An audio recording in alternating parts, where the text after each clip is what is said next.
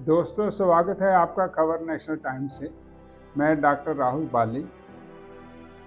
Press reporter ने पूछा कि राहुल गांधी कह रहे हैं कि जब हम सत्ता में आ जाएंगे तो हम SC/ST को लाखों रुपया जो है वो बांटेंगे। तो उसके सवाल से मेनका गांधी का जवाब जो है, तो उन्होंने कहा कि ये पैसा कहाँ से आएगा। तो प्रेस रिपोर्टर ने कहा कि ये बड़े बड़े जो है ग्रुप हैं उनसे पैसा आएगा, जो इंडस्ट्रियल ग्रुप हैं उनसे पैसा आएगा। तो मेनका गांधी इसके ऊपर तंज कसते हुए बोलती है शेख चिल्ली, यानी उसने राहुल गांधी को शेख चिल्ली कहा। तो अब जो मैं अपनी वीडियो स्टार्ट कर रहा हूँ, इसमें मैं आपके साथ ये बताने की कोशिश कर रहा हूँ कि राहुल गांधी पता नहीं कौन सी दुनिया में जी रहे हैं, या कौन से SC/ST को लाखों रुपया वो बांट देंगे। जैसा कि आप जानते हैं कि दिसंबर 2022 के अंदर हिमाचल प्रदेश के अंदर कांग्रेस की सरकार बनी, और आज SC/ST का, OBC का हिमाचल प्रदेश में इतना बुरा हाल है कि वो गरीबी से जूझ रहे हैं, और कास्ट डिस्क्रिमिनेशन तो चरम के ऊपर है। और जो है अलग अलग जिन्होंने स्टडीज़ की है उन्होंने उसके बारे में लिखा है कि हिमाचल प्रदेश के अंदर जो SC/ST OBC हैं उनकी जो SC/ST की 20.59% पॉपुलेशन है हिमाचल प्रदेश के अंदर।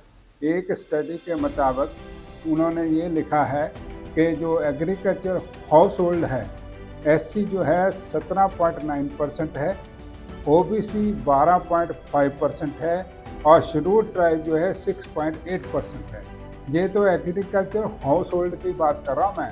बाकी तो जो स्टडी के अंदर है उसमें मैं डिटेल में इसलिए नहीं जाना चाहता क्योंकि बहुत लंबी जो है वो वीडियो बन जाएगी फिर।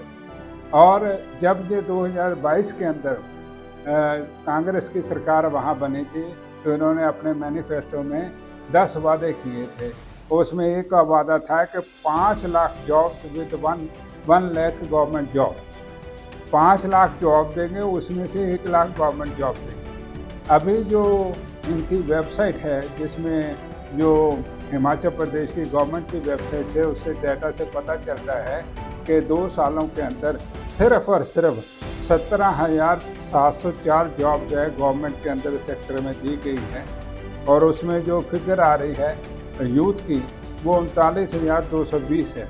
जब मैं बात 13,704 की बात कर रहा हूँ गवर्नमेंट जॉब में, तो उसमें नेचुरली नॉन SC/ST भी आए होंगे, क्योंकि SC/ST या OBC का जो कोटा है वो इस 13,000 के अंदर आप देख लीजिए, मात्र सिर्फ यहाँ से 1 या 2 या 3 इतने से ज़्यादा नहीं हो सकते हैं जितने परसेंटेज है वहाँ। तो ये जो राहुल गांधी और SC डिपार्टमेंट के चेयरमैन सुबह से शाम जो ये बातें करते रहते हैं कि हम दलित के बड़े ही वेलफेयर के बारे में सोचते हैं, भाइयों इनका कोई मकसद नहीं है आपकी ज़िंदगी को जो है वो इकोनॉमिकली स्ट्रॉन्ग करना। इनका मकसद सिर्फ है राजनीति के ऊपर अपने को पावर पर हाथ में लेना, और इनके पास कुछ नहीं है, क्योंकि ये खुद जो है अब बिखरे पड़े हैं। और इसलिए जहाँ इनकी गवर्नमेंट है वहाँ भी SC/ST OBC का इतना सोशली इकोनॉमिकली इतना बुरा हाल है कि अब इनको समझ नहीं आ रहा कि हम आप क्या करें।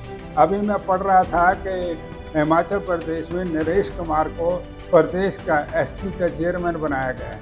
ये नरेश कुमार जी वही हैं जो 2022 में इलेक्शन लड़े थे लेकिन हार गए थे। तो अब ये देख लीजिए आप कि जो ये सोचते हैं कि हम लाखों रुपया SC/ST OBC को बांट देंगे, अब इनकी जो है ये एक्सपोज हो चुके हैं। इनकी अपनी सरकारों में SC/ST OBC का सोशली इकोनॉमिकल इतना बुरा हाल है। इससे आप खास करके दलित समाज को सोचना चाहिए कि ये लोग कौन हैं। ये राहुल गांधी बार बार अपने संविधान को हाथ लेके आपकी बात क्यों कर रहा है, खड़गे जी को जूते क्यों पहना रहा है, खड़गे जी को पानी के गिलास में डाल के क्यों पिला रहा है, क्योंकि अब ये सिर्फ खड़गे जी को दलितों का मसीहा आगे रख के आपकी वोटों को छीनने की कोशिश में है। तो आप इनकी राजनीति को समझिए।